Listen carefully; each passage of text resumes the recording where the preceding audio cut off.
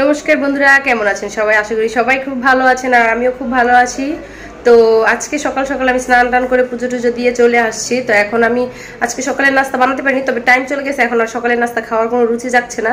আর আমি শুধু সকালের নাস্তা খেতাম, কারণ আমার শাশুড়ি তো ওই ঘরে খাচ্ছে আর মেয়েকে খাইয়ে দিয়েছি, মেয়ের খাবার হয়ে গেছে। তো ভাবলাম আর সকালের নাস্তা নাই করি, তো একবারে দুপুরে রান্না বান্না করে ফেলবো। তো আজকে দুপুরে কিন্তু নিরামিষ রান্না করবো। তো নিরামিষ কী কী রান্না করি সেটা তো আপনার সাথে দেখাবোই। তো আজকের ভিডিওতে আর কি কি থাকছে সেই সব কিছুই জানতে পারবেন আমার ফুল ভিডিওটি দেখতে পারলে। তো সবার কাছে একটাই রিকোয়েস্ট, ফুল ভিডিওটি দেখে একটি সুন্দর গঠনমূলক কমেন্ট করে যাবেন। তো বন্ধুরা চলুন আজকের ভিডিওটি শুরু করা যাক। তো বন্ধুরা, প্রতিদিনকার মতো আজকেও আমি তোমাদের সাথে কিছু কথা শেয়ার করব। সেই কথাগুলো সবাই একটু মনোযোগ সহকারে শুনবা। মানে আমি কি বলতে চাচ্ছি।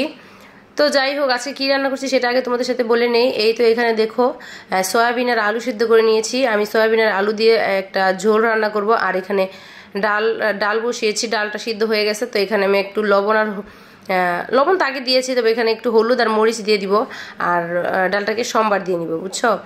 তো আজকে আমি আলু ভাজি করব, ডাল রান্না করব আর সয়াবিন তরকারি করব। আলু ভাজাটা একটু ঘরে বেশি করা হয়, কারণ আমার মেয়েটা একটু আলু ভাজাটা পছন্দ করে, সে চাক ভাজিটা খেতে পছন্দ করে, তার জন্য করা হয় আর কি। তো যাই হোক, এগুলো হচ্ছে আজকে আমার দুপুরের নিরামিষ রান্নাবান্না। তো তোমাদের সাথে যে কথাগুলো বলতে চেয়েছিলাম সেই কথাগুলো বলে ফেলি। তো এই কথাগুলো হচ্ছে একজন প্রবাসীকে নিয়ে, যার মানে কষ্টের দুঃখের কোনো শেষ সীমানা নেই বর্তমানে। সেটা হচ্ছে একজন প্রবাসী, সে প্রায় 20 বছর আগে বিদেশ গিয়েছিল। সেই 20 বছর আগে কিন্তু আমি তাকে দেখিনি, কিন্তু এই এখন বর্তমান সময়ে তার সেই পুরো ঘটনাটা শুনে আমার খুবই খারাপ লেগেছে। খুবই বেদনাদায়ক একটি ঘটনা, খুবই খুবই কাঁদিয়েছে আমাকে। তো যাই হোক, বাহিরের কিছু নয়েজ আপনারা শুনতে পাবেন, একটু স্কিপ করেন, কারণ রাস্তার সাথে তো বাসা, একটু আওয়াজ হয়। বিকেলবেলা বয়স দিচ্ছি তো তার জন্য, তো সবাই একটু স্কিপ করে যাবেন। তো যাই হোক, যে কথাটা বলতেছিলাম সে কথা হলো, 20 বছর আগে যে উনি প্রবাস গিয়েছিল ছোট্ট দুইটা মেয়েকে রেখে। একটার বয়স ছিল 2.5 বছর, একটার বয়স ছিল 6 মাস। তো ওই দুইটা ছোট্ট মেয়েকে রেখে গিয়েছিল। আর এসে দেখে দুইটা ছোট্ট মেয়ে বিয়ে পর্যন্ত বাবা ছাড়াই মায়ের একার ধারাতে বিয়ে দেওয়া হয়ে গেছে। বাবা জানতো সেই কার সাথে বিয়ে দিচ্ছে, কোথায় বিয়ে দিচ্ছে, সব কিছুই জানতো, কিন্তু উনি কেন ছিল না তার মেয়ের বিয়েতে।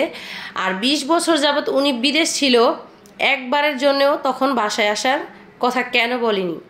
এই সব ঘটনা আজকে বলতেছি আপনাদের সাথে, শুনুন পুরো ঘটনাটি মনোযোগ সহকারে। উনি 20 বছর আগে বিদেশ যাওয়ার পর ওনার বউ ওনার কাছে শুধু টাকা টাকা টাকা, এই টাকা নিয়ে অনেক কথা বলেছে, কিন্তু কখনো বলেনি যে তুমি কেন বাসায় আসছো না, বাসায় আসো, একবার এসে ঘুরে যাও। এরকম তো সব প্রবাসীর বউরাই মোটামুটি বলে থাকে যে বাসায় আসো, এসে ঘুরে যাও, বা বাসায় একেবারে চলে আসো, এরকম তো অনেকেই বলে।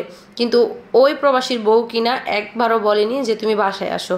তো তার কাছে সেই ব্যাপারটা খুবই খারাপ লেগেছে যে আমার বউ শুধু টাকাই কেন করে, আমাকে কেন বাসায় আসতে বলে না। তো তার জন্য সে তার নিজের পুরোটা জীবনের কামাই তাদেরকে ঠিকই বাংলাদেশে পাঠিয়ে দিয়েছে, কিন্তু বাংলাদেশে আসার কথা কখনো বলেনি তার বউয়ের উপর, মানে রাগ অভিমান করে। তো সে কিন্তু ঠিক 20 বছর পর্যন্তই বিদেশ ছিল, আর বউয়ের মেয়েদের সব আবদার পূরণ করেছে, কিন্তু বউ মেয়ে তারা কেউই তাদের বাবাকেও দেশে আসতে বলেনি, বা তার স্ত্রীও তাকে দেশে আসতে বলেনি। সেই ঘেন্নায়, সেই কষ্টে সে কখনো আসার কথাও বলেনি। আজকে 20 বছর পর সে অনেকটাই অসুস্থ, তার হার্টের সমস্যা, তারপর তার শ্বাসের সমস্যা, অনেক সমস্যা। তো সেই সব সমস্যা নিয়ে সেইখানে সে অনেক অসুস্থ হয়ে যায়। তিনি কিন্তু একজন মালয়েশিয়া প্রবাসী। তো সেইখানে তিনি অসুস্থ হয়ে যাওয়ার পর ওখান থেকে ফোন আসে যে উনি অনেক অসুস্থ। তারপর ওনার বউয়ের কাছে যখন এই খবরটা যায়, ওনার বউ তখন মাথায় হাত দিয়ে বলে যে এখন যদি বিদেশ থেকে উনি চলে আসে তাহলে ওনাকে চিকিৎসা করাবো কি দিয়ে? এটা কোনো কথা আপনারা বলুন?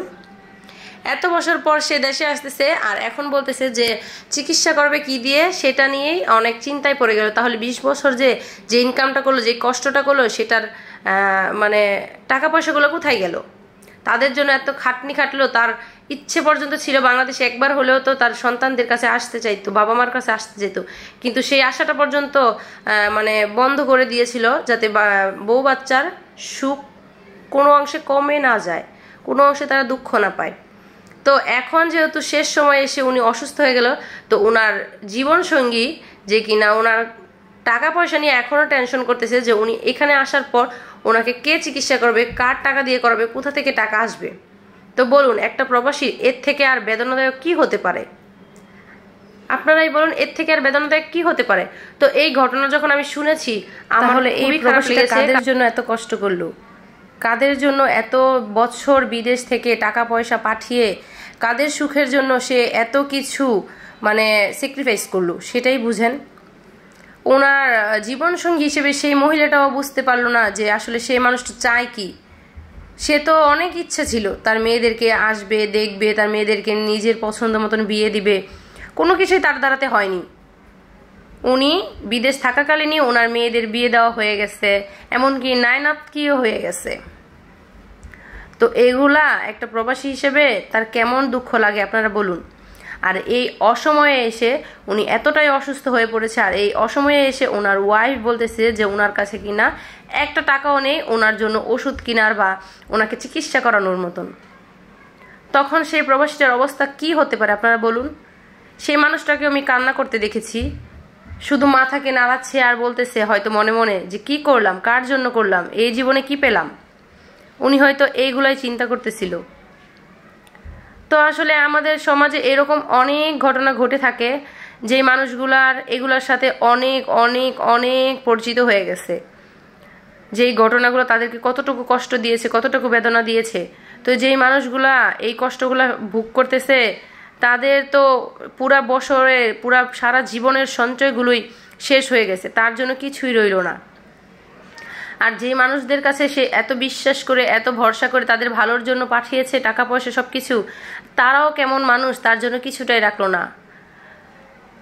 তাদের ভালোর চিন্তা করতে করতে সেই প্রবাসীটা নিজের চিন্তা যে কখন করলো, কি যে করলো নিজের জন্য, সেটাই এখন খুঁজে পাচ্ছে না। তো যাই হোক বন্ধুরা, এই ঘটনাটা আমি যখন শুনতে পেরেছি, দেখতে পেরেছি, তখন আমার খুবই খারাপ লেগেছে, তাই আপনাদের সাথে শেয়ার করলাম। আপনারা বলবেন যে ঘটনাটি কেমন লাগলো আপনাদের কাছে, কেমন বেদনাদায়ক হলো। তো যাই হোক, আমার ভিডিওটি অনেকটা লম্বা হয়ে যেত যদি পুরো ঘটনাটা আরও বিস্তারিত ভেঙে বলতাম। তো এই পর্যন্ত ভিডিওটি আমার। ভালো থাকবেন, নমস্কার।